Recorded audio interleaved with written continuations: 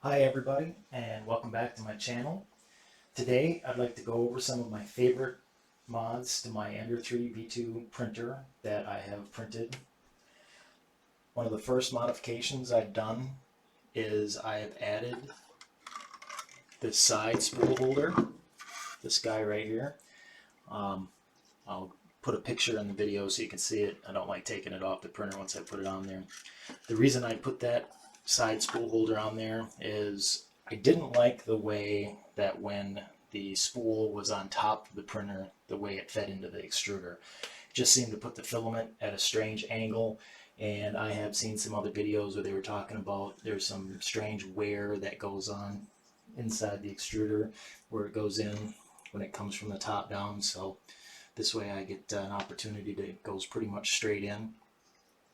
The next piece that I did print off was this little filament guide, just kind of slides on there.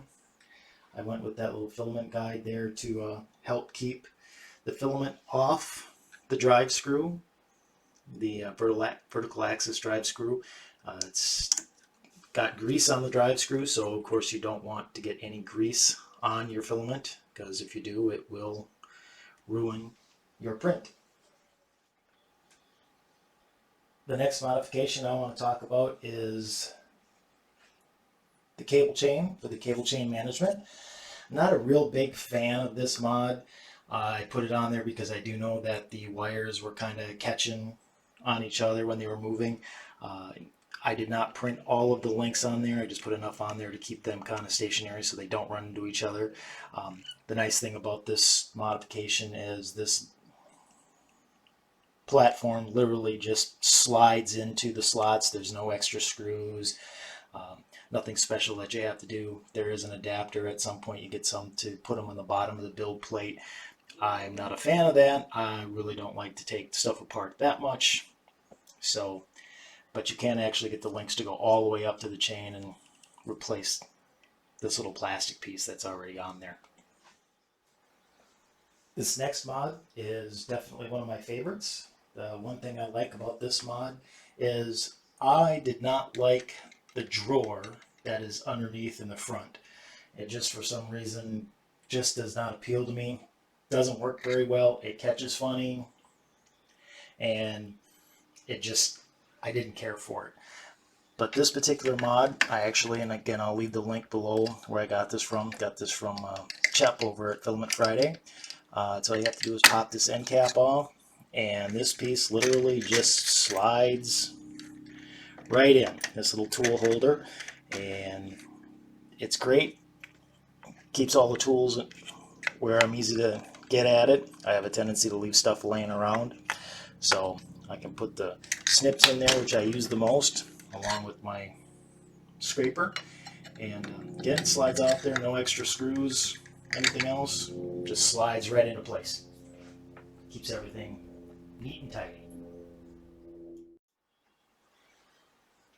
This mod is the housing and adapter for the micro SD card. Just printed that off, put 2 screws through it the way I printed it, so this way the micro SD card can go in and out from the side. Gives it an opportunity. You don't have to keep pushing it in and out of the printer, which you do it enough times it will wear it out. And one thing is when the printer would come forward, I just hated having to push that bed back in order to get the SD card out. So this way I could just change out the adapter if I ever want. This will probably go away once I decide to get my Raspberry Pi. I did a complete video on this, so check that out if you want to see a little bit more about that. Another mod that I have were the upgraded adjustment wheels on the bottom and the adjustment springs. I got that modification. A lot of people said those springs were a lot better.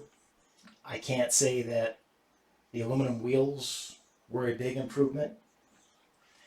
Can't say that the springs were a big improvement either. I think I was adjusting them just as much with those springs as I was with the stock springs, though I didn't even get an opportunity to wear out the stock springs. But a lot of people swear by that modification. Can't say that right off the bat I'm a big fan of it, but it's probably something if you do a lot of printing that you'll eventually get to. The next mod I want to talk about is I did add a CR Touch to this. It's a little hard to see. It's this little guy right here. This is the auto bed leveler. Didn't get too crazy with it. Put 2 zip ties on it. I didn't run the wires through. Put them through the cable. This modification is definitely one of my favorites. The auto bed leveler, you start that up, checks the bed, levels it out. I haven't had to get out the piece of paper to check the spacing on it once you get it dialed in. It's kind of why I'm not taking it off to actually show anybody, because I got it dialed in and don't really want to mess with that. So really wasn't that complicated. Pull 1 screw out of the front up here, couple screws out of the bottom, add the connector, screw the bracket in, update your firmware, which there's plenty of videos out there. I'll link to one of the ones I enjoyed getting that information, and you're good to go.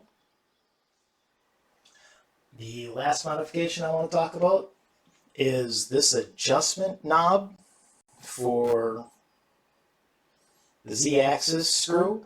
I will have to say that this one worked out really well.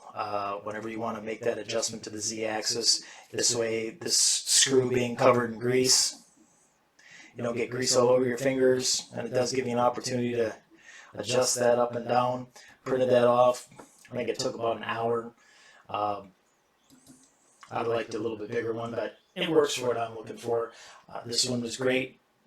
After messing with it when I was first putting it together, the amount of times I had to handle that screw was just obnoxious, but some people have better luck and don't have to do it nearly as much. So those are my favorite modifications that I've made to my 3D printer so far, and I like messing with stuff, so I'll let you know what I do next. Thanks for stopping by, and we'll catch y'all later.